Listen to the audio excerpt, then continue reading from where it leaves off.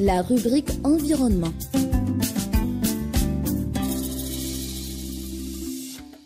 Bienvenue à tous dans ce nouveau numéro. Aujourd'hui, nous allons aborder un sujet assez sensible pour la plupart des pays africains.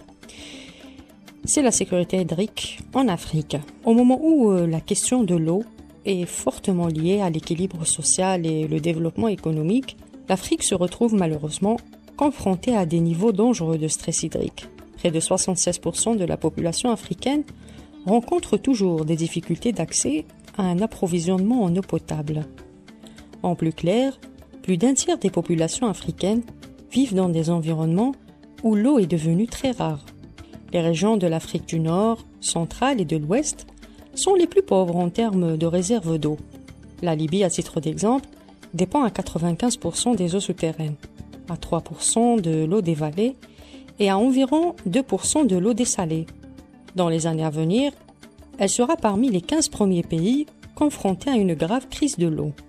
Mais il ne faut pas oublier aussi les aléas climatiques. Ils ont joué un rôle très important dans la rareté de l'eau en Afrique. Cela fait maintenant un bon paquet d'années que la disponibilité de l'eau a remarquablement diminué dans l'ensemble du continent, chose qui a provoqué une augmentation des phénomènes météorologiques imprévisibles, tels que les vagues de sécheresse et les inondations.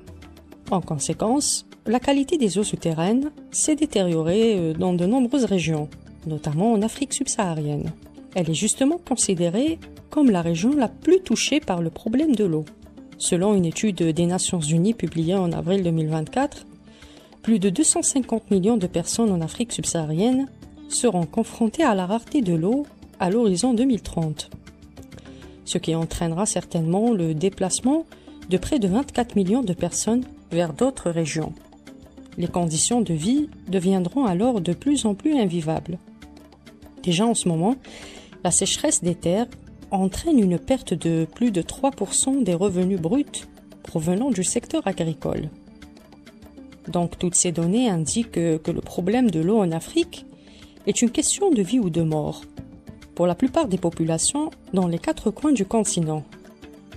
Et pour tenter de sauver un peu la situation, les experts en hydraulique recommandent 2 solutions principales: le dessalement et la réutilisation de l'eau.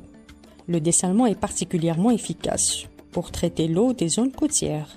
Ce processus élimine divers contaminants, notamment les sels, les nutriments et les métaux. Les industries africaines peuvent également utiliser le dessalement parallèlement à leur traitement tertiaire de l'eau pour garantir l'eau la plus propre possible. Après le dessalement, il y a aussi la réutilisation de l'eau après l'avoir collectée et traitée, bien sûr. C'est un processus qui permet d'utiliser l'eau à diverses fins, surtout par rapport à l'agriculture, l'irrigation, la reconstitution des eaux souterraines et bien sûr la restauration de l'environnement.